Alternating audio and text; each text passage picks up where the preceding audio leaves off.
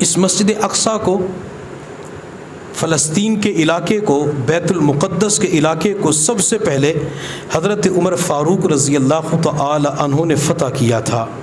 جب حضرت عمر امیر المؤمنین بنے تو آپ نے حضرت ابو عبیدہ بن جراح رضی اللہ تعالی عنہ کو لشکر دے کر شام کی طرف روانہ کیا۔ جب علاقہ حضرات صحابہ کرام کے کنٹرول میں آیا تو بیت المقدس کے جو آس پاس چار دیواری تھی تو وہ سارے عیسائی اس جگہ کے اندر بند ہو گئے اور کہنے لگے کہ ہم بیت المقدس کی چابی اس وقت دیں گے جب تمہارے امیر المؤمنین آئیں گے۔ حضرت ابو عبیدہ رضی اللہ تعالی عنہ نے عمر کی طرف خط بھیجا۔ حضرت عمر فاروق رضی اللہ تعالی عنہ تیار ہو گئے۔ حضرت عمر فاروق رضی اللہ تعالی عنہ نے اپنے غلام کو ساتھ لیا اور یہ دو افراد کے اوپر مشتمل قافلہ مدینہ طیبہ سے ملک شام کی طرف روانہ ہو جاتا ہے۔ حضرت عمر نے اپنے غلام سے کہا کہ اتنا سفر سواری کے اوپر میں کروں گا، پھر اتنا سفر آپ سواری کے اوپر کریں گے تو عمر پیدل چلے گا۔ حضرت عمر یوں سمجھ لے 1 میل کے لیے 2 میل کے لیے خود سواری پہ چلتے، پھر نیچے اتر جاتے تو غلام کو سواری کے اوپر سوار کر دیتے، کیونکہ عمر کی زندگی کے اندر انصاف پایا جاتا ہے۔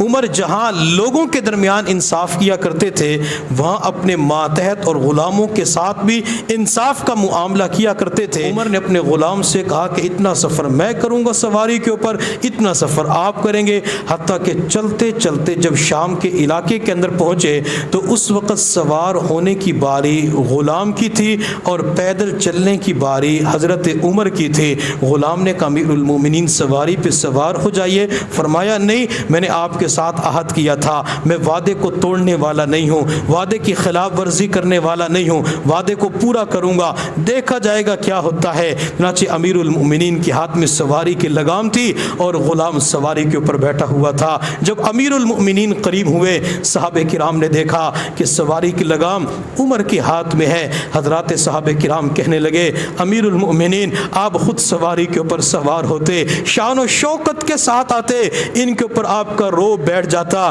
حضرت عمر فاروق رضی اللہ تعالی عنہ نے فرمایا تم مجھے کیوں سادگی سے محروم کرنا چاہتے ہو؟ چنانچہ حضرت ابو عبیدہ حضرت عمر فاروق آگے آگے چل رہے تھے، کیچڑ آیا تو کیچڑ کے چند چھینٹے امیر المؤمنین کے کپڑوں کے اوپر گر پڑے۔ حضرت عمر فاروق رضی اللہ تعالی عنہ نے پانی منگوایا، خود اپنے کپڑے کو دھونا شروع کر دیا۔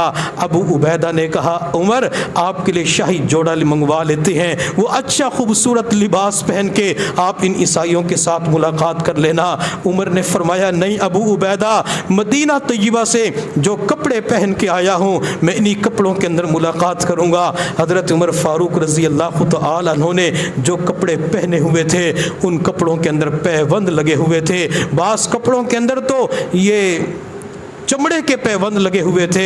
حضرت عمر فاروق رضی اللہ تعالی عنہ نے فرمایا انہی کپڑوں کے اندر اگر وہ لوگ ملاقات کرتے ہیں تو عمر ملاقات کرنے کے لیے تیار ہے۔ عمر خود نہیں آیا، عمر کو تو بلایا گیا ہے۔ اگر وہ حضرات انہی پھٹے پرانے کپڑوں کے اندر ملاقات کریں گے تو عمر بھی ملاقات کر لے گا، ورنہ عمر مدینہ کی طرف واپس چلا جائے گا۔ حضرت ابو عبیدہ نے عیسائیوں کے پاس پیغام بھیجا، وہ عیسائیوں کے بڑے بڑے پادری اپنی کتابوں کو لے کر عمر کے پاس آئے۔ حضرت عمر فاروق رضی اللہ تعالی عنہ کے سامنے اپنی کتابیں کھول کے بیٹھ گئے، ایک نظر کتاب پہ ڈالتے، ایک نظر حضرت عمر فاروق کے چہرے پہ ڈالتے، ایک نظر ادھر ڈالتے، پھر عمر کے چہرے کو دیکھتے، حتیٰ کہ کافی دیر یہ سلسلہ چلتا رہا، کبھی کتاب کبھی عمر کا چہرہ۔ تو آخر کے اندر ان لوگوں نے بیت المقدس کی چابیاں، مسجد اقصیٰ کی چابیاں عمر سے بات کیے بغیر عمر کے ہاتھ میں جا کے پکڑا دی۔ حضرت ابو عبیدہ نے کہا کہ تم نے تو کوئی ان سے بات چیت بھی نہیں کی،